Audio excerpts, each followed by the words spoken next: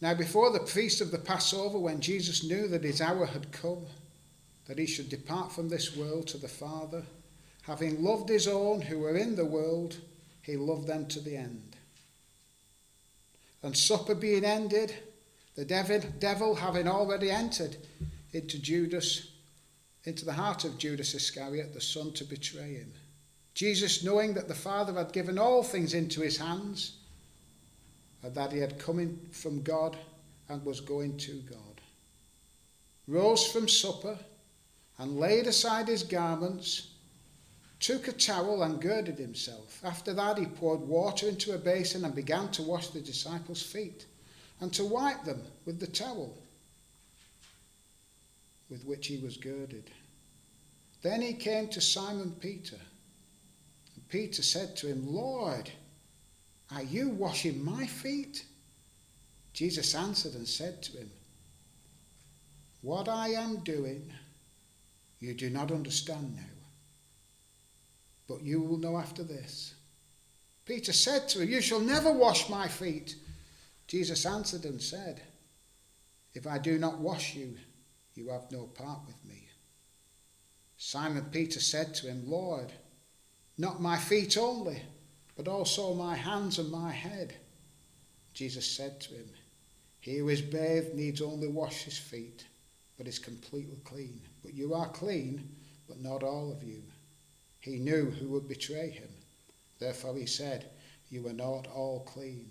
So when he had washed their feet, taken his garments and sat down, he again said to them, I will leave it there. Annihilate.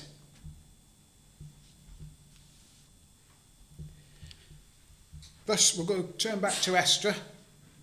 That's where we're going to be in.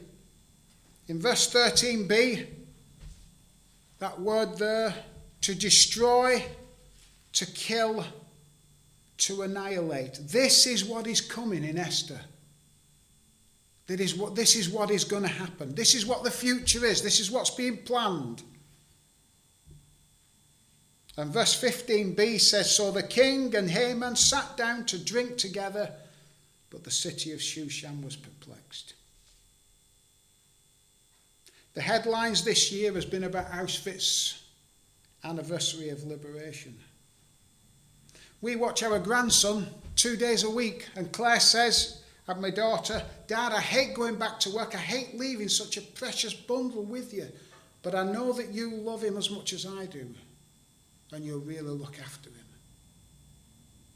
Every morning, my wife goes up to pick him up from Yorkshire and bring him back. We have a hug in the kitchen and we pray, Lord, look after our grandson today. Thank you for the privilege of having him, but look after him. Keep him safe while he's with us. I saw on the anniversary programme a lady leaving the train at Auschwitz holding a baby. It broke my heart. Annihilate. There was a flask hidden with the diary of those they were trying to annihilate. It's called Nadris's letter. And it was hidden in a flask, and they found it because he wanted everybody to know what they'd been through. The advice was given to a teacher who approached with the children, sing, and death will come quickly. Can you imagine how it felt when them notices went up? That all the Jews would be annihilated, destroyed. Men, women and children. 11 months in advance. The effects at school and at work must have been unbelievable. Oh, Joe's good for promotion. He's a Jew. What are you talking? He's going to be dead in less than a year. We have to annihilate him, remember, or put him to one side. Or somebody's got a problem. I'm a Jew. Forget it. What would have been happening? This would start from day one. The surrounding enemies who sent messages to the king about the Jews being their enemies. What would you do? Well, this is what was coming to the people of Israel, to the children of Israel. So, providence Providence is the work of God. Pro means to provide or to go before. Videns, video. So having seen, to go before. So this catastrophe is coming, and it is a catastrophe.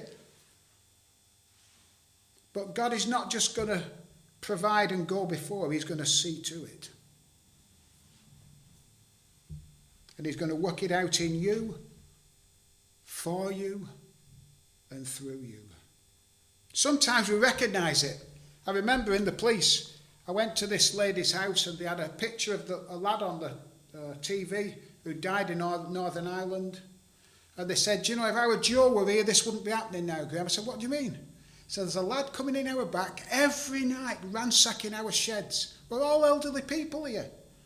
I said, right, well, I'll put it on the night shift rota for people to give you some extra attention. And at night time, I was praying with my wife about it. I said, that poor old lady, having lost her son and her husband, they're both infirm. And I prayed about it with her, and I said, I really feel God's telling me to get up and go. Well, go then, she said. So, 3 o'clock in the morning, got up, got on my bike, went out, plain clothes, radioed in. I'm on duty, but I'm not on duty. I'm on plain clothes as a special job. I'm just trying to help these elderly people. Okay, yeah, we'll keep out your way. Thinking it was nothing. Got up there, I thought, should I have a brew? I thought, no, I'm going. This is what you've come in for. Don't have a brew before you go up. 4 o'clock. Get in. So I got on my bike, went up, put my bike in this doorway, went and stood round the back seat. Within 10 minutes, he walked out of the shadows into the garden. Not their garden. Went and locked him up. He had a screwdriver and pliers on him. Going equipped. Radioed in, they were all, what? I was able to tell him, yeah, I was moved for this lady and this gentleman. And the Lord said, go in. Sometimes providence, we can see it. And that was a great example for me all through the police. In every situation. Graham, I'm watching over it. Give it to me. Not saying everything happened like that, it didn't. But he was showing me, I'm in control, complete control. So sometimes we see it, God's providence. Sometimes we don't. What about Job, who loses everything?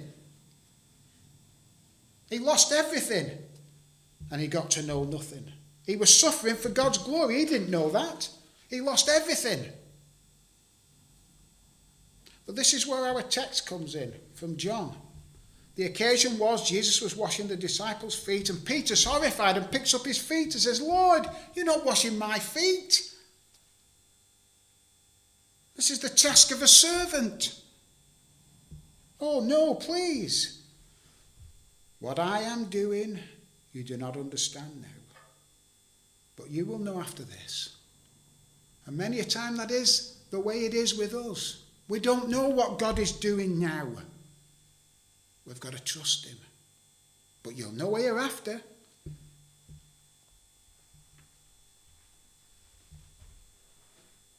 He was not just going to be a servant who was going to wash his feet. He was going to be a suffering servant to die in his place. Faith is believing in advance what only makes sense in reverse sometimes. It's like looking through the rear view mirror of your car.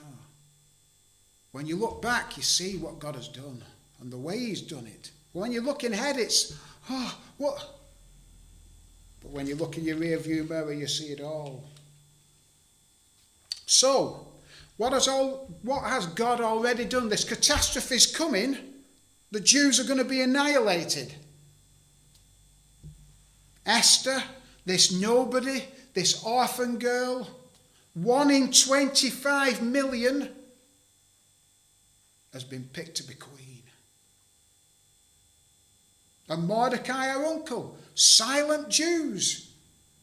Much anti-Semitism, so they hadn't told anybody that they were Jews. Miraculously, she found favour with everybody.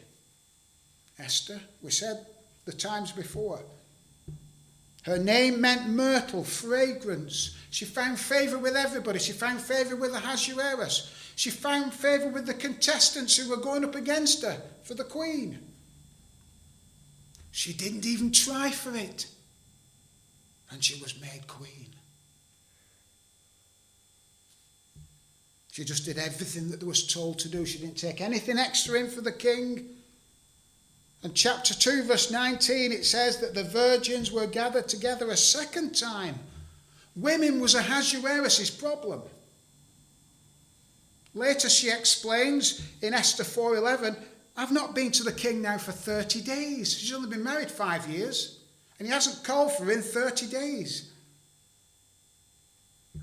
And 15 years on from this, the king, Ahasuerus, will be found slain in his bed for things that he'd been doing with the king's generals and their wives. Esther could have said, what is happening? What am I doing here, married to this tyrant? What I am doing, you do not understand now. But you will know hereafter. She was in a place where she could trust him. 1 Samuel 3:17, Eli said about his rebellious, vile sons, it is the Lord. Let him do what seems good to him. When the judgment came upon his sons and he heard what God was going to do to his sons for the way they'd been behaving, he said, let him do what he needs to do. He is the Lord. Psalm 37 verse 23 says, the steps of a good man are ordered by the Lord, and that means securely ordained. If you're walking in the path of the Lord, your steps are securely ordained. How wonderful. So, Mordecai has a place at the gate, which is significant. Remember, in Daniel, he sat at the gate. Boaz and Ruth, he was at the gate. It was sorting out a legal matter. He had a low governmental position. It says in verse 2, he was one of the king's servants inside the gate. Maybe this was Esther's work. Maybe she got him this job when she became queen. But she never mentioned that it was a relative of hers, and never mentioned that he was a Jew. Whatever happened. But he got this job. But Esther was really cut off in there. She didn't know the plot against the king or the planned annihilation of a people.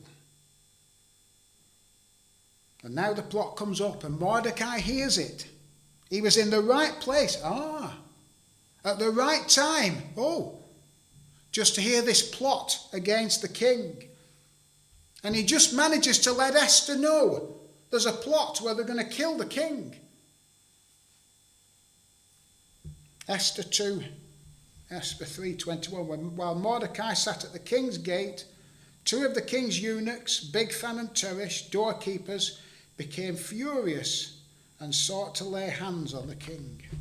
They were furious. These men were 2 of the most trusted men in the king's kingdom.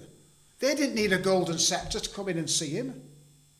They were stood outside his bedchamber.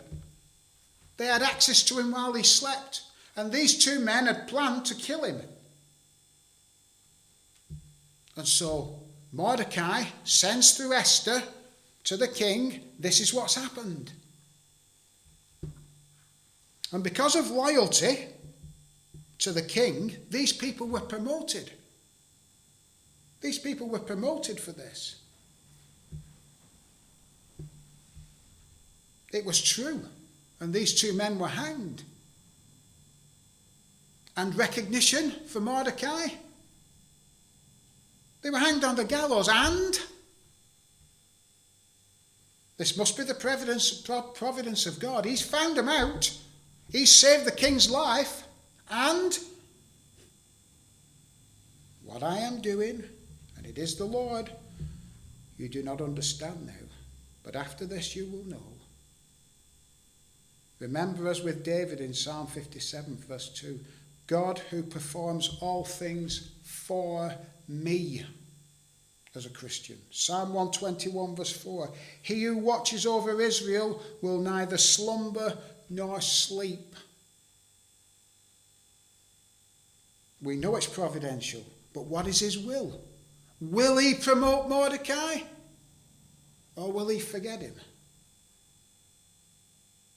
Will he honour him? Or will he just forget him? No recognition. No reward. He's been overlooked. Next thing, Haman's being promoted. Have you ever been forgotten? Have you ever been overlooked as a Christian?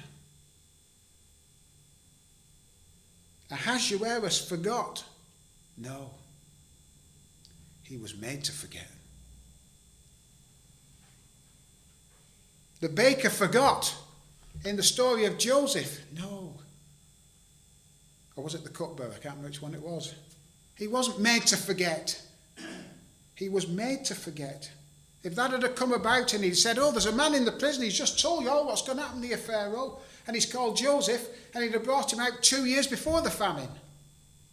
No. He's going to rise to position. He's going to interpret the dream right as the famine comes. And then he's going to be promoted to Prime Minister. Have you been overlooked? Maybe God's made somebody forget something about you. But it's all ordered by him. Sovereign ruler of the skies, ever gracious, ever wise. All my times are in your hands, all events at your command. His decree that forms the earth fixed my first and second birth. Parents' place of birth and time, all appointed were by him. Esther 3 verse 23. And it was written in the book of Chronicles in the presence of the king what Mordecai had done. But from then on it had been forgotten. It had been written down.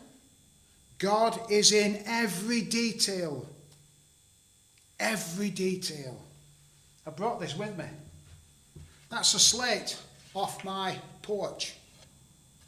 And it's heavy. It's one of the heaviest slates I've ever known. My porch has been up for 30 years, built by a man who's now died. And only 2 people walk past our porch. The man who goes to the pub, 4 doors up at 9 o'clock every night, because you can't go past anywhere from our house. Me, of course, and the postman. And it's been up for 30 years. Went to bed the other night at 9 o'clock. Louise said, you better come downstairs. I said, what is it? A tile's fallen off the porch, hit the neighbour on the head. He's bleeding and he's gone back to his house. I said, of all the times of 30 years, I've been out there today washing the windows. What? I said to Louise, this is God. It's got to be. There's no accidents. I went rushing up to his house. Anyway, we were in, getting ready and cleaning himself up. Since then, I've had a witness to his wife. He used to walk across one side of the road. Oh, morning, Graham. Now he comes over to see me. All right, Graham, how's the dogs? Been taking him cakes up because his wife has broke his ankle as well. And I was saying, these cakes are going to make you better. Just as a joke. But God has made that relationship. I don't know why it happened, but I knew it's got to be God. He walks past once a night at 9 p.m. and it hits him. It's got to be the Lord. I don't know why. Maybe I can see a bit of it now with this relationship that's growing and having a witness to his wife. I don't know. There are no accidents in your life. None. He orders all things. Some time ago at work, I was the sprog, and a lad had been moved from one of the big divisions to our shift. And we were out and there was this stolen car. We went racing round the back streets in the van. He was driving. Come on, I'm radioing through. Yeah, we're going there. All of a sudden, he scuffed side at van. And then we went back straight away. Anyway, the car had gone. He said, right.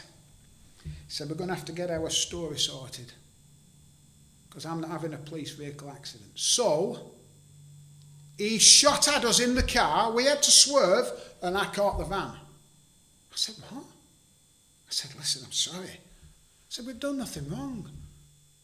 We're going to have to tell the truth. I said, well, it put me in a real awkward position. I didn't know why. I hated it. I thought, oh, no, I'm just a new man on the shift, and I'm having to go against somebody with years in service. Years later, after I retired, one of my specials, I went for a coffee with him. He said, do you know, he said, at one time your name was all around the station. Everybody were talking about that job. Well, you wouldn't bow to what he said, this lad from Tag. I don't know why. I was just being what you would have been. You can't tell lies. It was hard, but I didn't know. Sometimes God puts us in them positions to speak up. So now we meet Haman. What a man.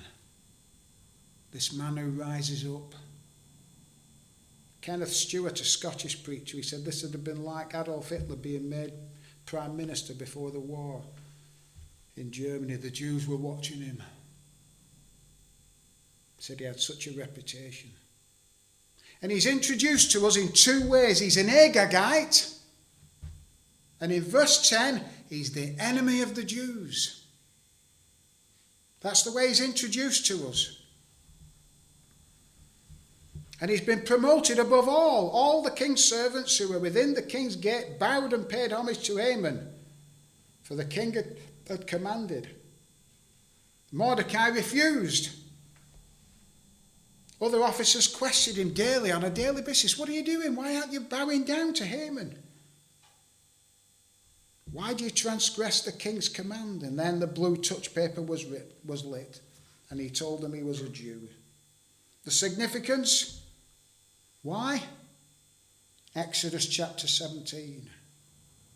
The Amalekites were the enemy of the Jews. Who was Haman? He was a relative of the Amalekites. And as the Jews came out of Egypt laden with goods, the Amalekites attacked the rear, the women and children, killing them, the stragglers. And if you look at Moses' last message to the children of Israel before they went in the promised land without him, in Deuteronomy 25:17, it says, remember what Amalek did to you as you were coming out of Egypt.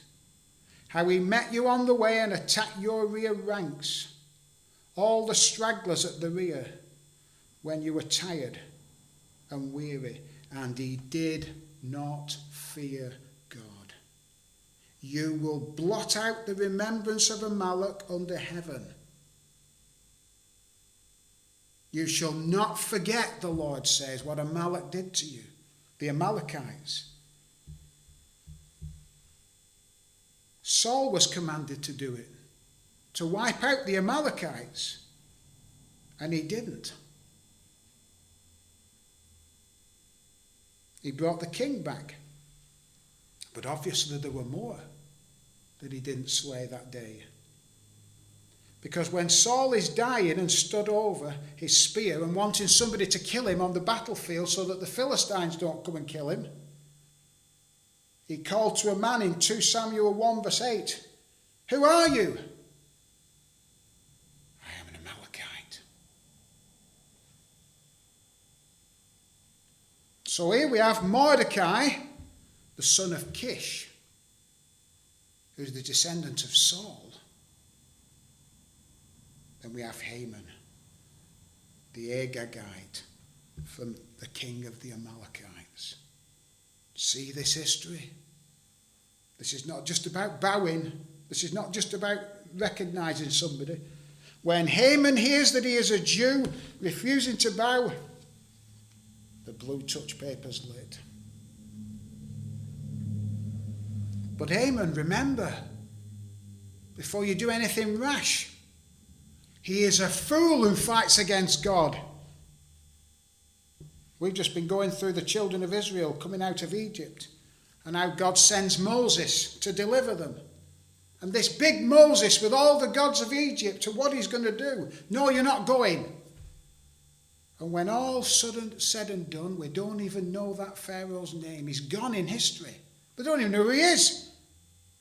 But the children of Israel come out. He set himself up as an enemy of God. Haman, remember, your king knows. The king of the Amalekites, he knows. But Haman was full of wrath. But he disdained to lay hands on Mordecai alone, for they told him of the people of Mordecai. Instead, Haman sought to destroy all the Jews who were throughout the whole kingdom of Ahasuerus, and the people of Mordecai. The last time the king of Amalek stood before you defeated, now you stand before me, Mordecai, and I'm in the power. I have the power now. Does the fox and the chicken coop come to mind? When a fox goes in a chicken coop, it doesn't want one chicken. It goes out with one chicken, but it kills the lot. Satan is not just after bruising his head here. He wants to wipe out the Messiah and his seed. In verse 7 it says that in the first month, which is the month of Nisan, in the 12th year of Ahasuerus, they cast pur, which is lot, before Haman to determine the day, the month, until it fell on the 12th month, which is the month of Adar. So he's going to go before the king. It's a critical time, this, Ahasuerus. Think. Remember Vashti, how you backed off from that, how he was regretted that, how he banished Vashti. And now we saw in chapter 2 how sad he was when he thought about what had happened. The law of the Medes and Persians cannot be altered. Think about what you're doing here, Ahasuerus, when he comes to you. And take counsel from your dad. Remember what your dad said. Daniel 6:25, verse 27. Darius, Ahasuerus' dad. The king Darius wrote unto all people, nations, and languages that dwell in all the earth, peace be multiplied unto you. I make a decree that in every dominion of my kingdom men tremble and fear before the God of Daniel. For he is the living God and steadfast forever. And his kingdom that which shall not be destroyed. And his dominion shall be even unto the end. He delivereth and rescueth and worketh signs and wonders in heaven and in earth. Who hath delivered Daniel from the power of the lions. Ahasuerus, remember what your dad said about the Jews. So let's see what Haman says when he wants to go and have the Jews annihilated. Verse 8, it's a perfect picture. Perfect. And Haman said unto King Ahasuerus, there's a certain people scattered abroad and dispersed among the people of the provinces of the kingdom. And their laws are diverse from all people. Neither keep they the king's laws. Therefore it is not for the king's profit to suffer them. If it please the king, let it be written that they may be destroyed, and I will pay 10,000 talents of silver to the hands of those who have charge of the business to bring it into the king's treasuries. He portrays them as troublemakers, lawbreakers, diverse, no profit. I will pay. He hits two soft spots. Last thing he needs is an enemy within Ahasuerus. He's just lost to Greece. And secondly, he's going to bring money into the treasury. He's going to replenish the money. He's going to bring 340 tons of silver. That's 2/3 of the annual revenue into the treasury for King Ahasuerus. Whoa. I don't want an enemy within. And all that silver. But have you noticed? He never mentions who they are. He never mentions who they are. And you'll find in a later chapter when he tells him to go and exalt, the king says, go and exalt Mordecai, the Jew. He's no idea that it's the Jews, even then. If it please the king, let it be written that they'd be destroyed. That's 11 months from now. Just look at that language alone. It's awful. Some time ago, I stumbled across a documentary on the telly. It gave me sleepless nights for days. Louise's wife's always saying, what are you watching them things for? But because you've been in the police sometimes, you get caught up in these things. And it was a man in Rwanda. And it was the Rwanda genocide. And he was calling all the people against the Tutsis, calling them cockroaches. He promoted and funded his own radio station that sent out this propaganda all the time. Then he'd funded for him to have a load of machetes brought in. And I have never seen anything like it. It was just horrible. People frightened going down to these checkpoints. And if there were any doubt, it was just horrible. And he funded it all. Then it went on to a family, 2 doctors that worked at the same hospital. One doctor was away, but he was a Tutsi. And when all this happened, this other doctor went to his house and brought out his wife and children. Said, bring out them cockroaches. 800,000 were destroyed in the Rwanda genocide. Horrible. This is what's coming. We must conclude today, but when this news breaks, can you imagine? It's like coming from the breath of a dragon. The law of the Medes and Persians cannot be altered. We know that. If this was a game of chess, this is checkmate. Providence? How can this be? What is happening? I saw a lady not long ago in Costa. I had a great chat with her.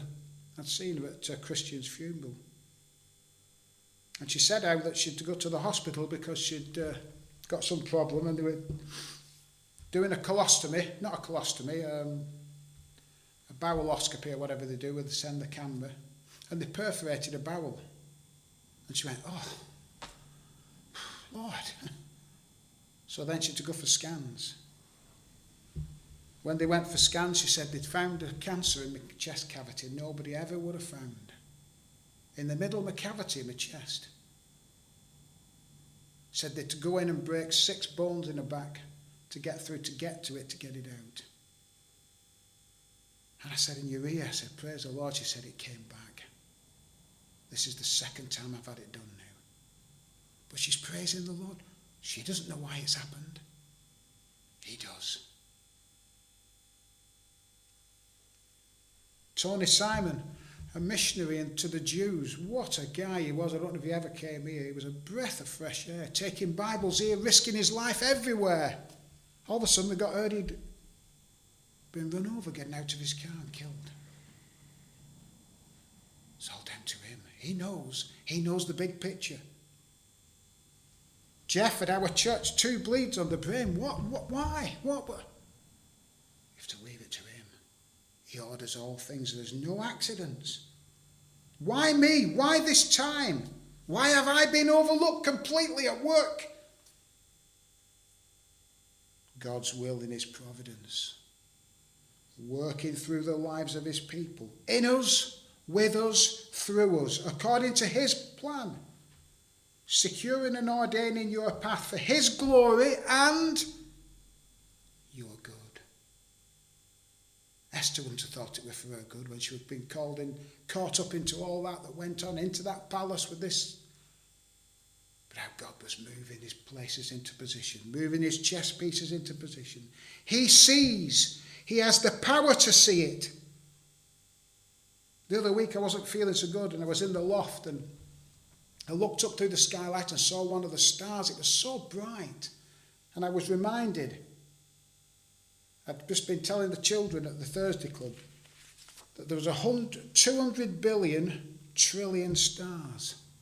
And God not only upholds them, but he knows them by name. We are just finding them with our telescopes and naming them as this, that. He upholds them and names them by name. They're named to him. He counts the number of the stars, then calls them by name. Psalm 147 verse 4. And he's the one who performs all things for me. For me. For you if you love him. All things for you. What I do, thou knowest not now, but shall know hereafter. Whatever he's doing, whatever is coming, he's in complete control. Slate falling off a roof, whatever it is. Accident in a car, scuff in a van, he's in it all. There are no accidents. David Calhoun says this about providence, God's providence. This great and vast mystery does not answer all our questions, but enables us to live without answers until the time comes when we live without questions. My Father is always working, always. What a day for that edict to go out. The edict went out, do you know what day it was? Well, for some that were in Shushan, it was the day before the Passover. For those who were in the outside places, it probably arrived as they were celebrating Passover, all the Jews, and they started nailing these things up, these notices about them being annihilated. On the very time when the covenantal God had brought them out of Egypt, after 400 years of misery, that's the time when this notice comes out. Lastly, I cannot stop thinking about this transaction that will come next time. Verse 11. The money and the people are given to you, to do with as seems good to you. Sovereign ruler of the skies, ever gracious, ever wise. All my times are in your hand, all events at thy command. It is no contest. And the very thing that's coming is going to be the very thing that brings deliverance to the children of Israel. The very form that was going to come for this persecution now becomes the thing that's going to set them free, because he's got it all ordered. He's working it all out, whether it's the law of the Medes and Persians or whatever it is, whether it's Ahasuerus, the king of 127 provinces, he's got it all worked out. And he's got it all worked out for you and me. Praise his name. We'll sing our closing hymn. 647. And this is why we're here, because it's all about him. In Christ alone my hope is found. He is my light, my strength, my song. This cornerstone, this solid ground, firm through the fiercest drought and storm. What heights of love, what depths of peace. What fears are stilled when strivings cease. My comforter, my all in all. Here in the love of Christ I stand.